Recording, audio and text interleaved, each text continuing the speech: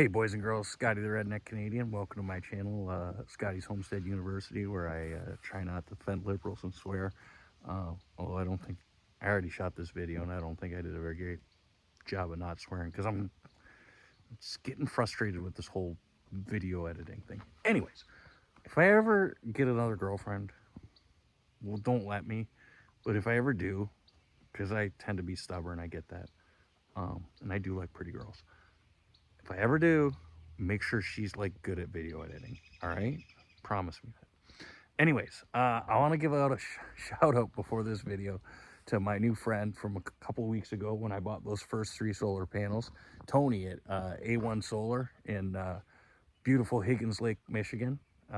Roscommon, Higgins Lake, I don't know. His address is Roscommon. He's right on Higgins Lake, pretty much.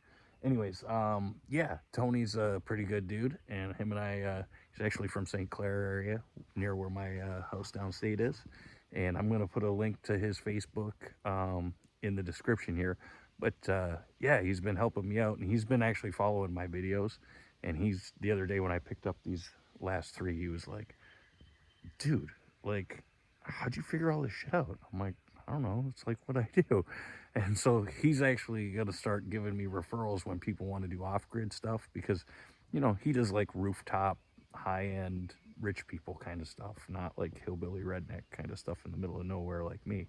So anyways, this is a very cool video. There is not another video on Facebook that is going to show you how to do what I'm going to show you how to do. Okay, so I apologize. I'm like not caught up on technology when it comes to like iPhones and video editing and all that kind of stuff. So I got some really cool videos, and I'm like light years ahead of the last time that I made a video. But half of the shit's on my phone and half of it's on like my camera and now on my PC. And I tried to edit it all together, and the PC's saying I gotta download these codecs, and I'm like, okay, I even know what that is, but now it wants money to do it, and I'm like, when the fuck did you have to start paying for codecs for Microsoft? So I didn't know if it was a scam. I don't know. I'll figure it out. Anyways, yeah, my whole system's completely revamped, and I switched to 48 volts. I did a really cool video that shows you why. I got a totally different system. Anyway, so one of the problems, or not problems, one of the challenges with solar energy is what do you do when your batteries are full and you don't really have a lot of use for electricity and your solar panels are just yard ornaments or ornaments on top of your roof, right? Be nice to, you know, find a use for that energy. And there's all kinds of videos. There is not a video on YouTube that's going to show you how to do what I'm about to show you how to do. Okay. Hot water, right? Like, wouldn't it be nice to like run your hot water tank, since that's like probably your number one use of electricity and expense in your house? And the problem is it's a lot of energy, right? So I'm like, I want to figure out how I can make it so that when the batteries are full, I can send the solar power to my hot water tank and heat the hot water. But then when the sun goes away, or I, you know, use a bunch of other stuff and my batteries need charging, it stops that.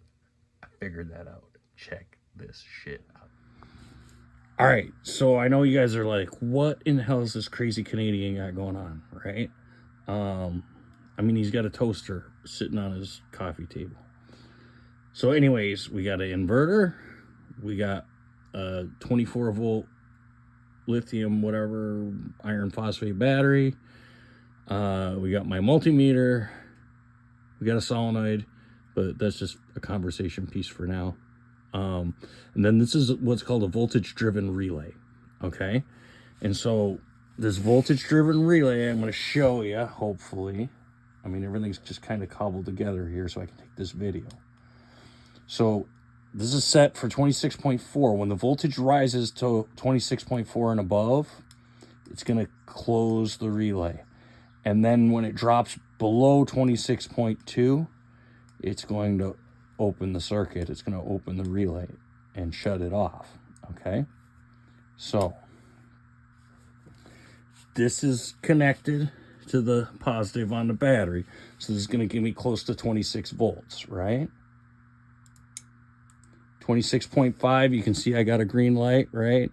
And then over here we got, it's registering 25 volts. Now, I'm going to turn the toaster on.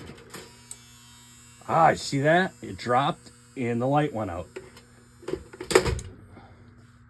You see that? And it came back on. So, how this is going to work is when my charge controller fills the battery up, it goes to a float mode. And when it hits that float mode, it's going to jack the voltage up temporarily.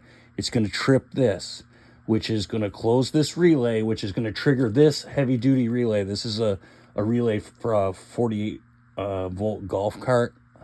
Okay.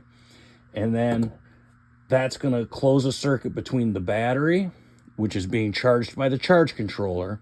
Okay. So from the solar panels, it's going to close between these two posts inside here.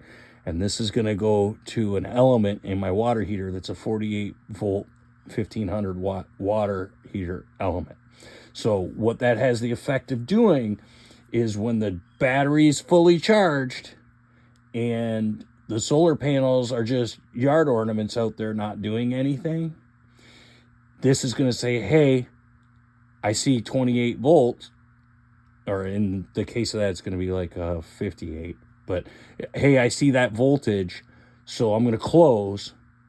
It's going to trip this solenoid. It's going to heat the water, okay, until the sun goes away. If the clouds come, so that way it's going to then open the circuit and it's not going to drain my battery. I'm only going to get heat for the hot water tank from the solar panels. So that's the kind of crazy shit I've been working on, all right? Sorry. I mean, I got videos of all this stuff. I don't know. Hang on a minute.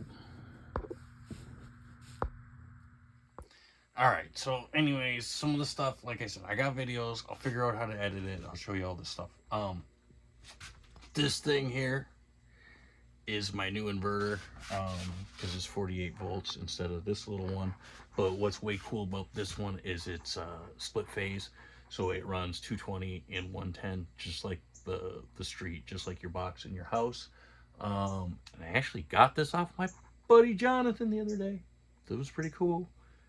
You know, I ordered one off of Amazon and it was garbage. And I'd already torn my whole freaking cabin apart and wired everything for split phase. And then it like wouldn't come out of this fault mode.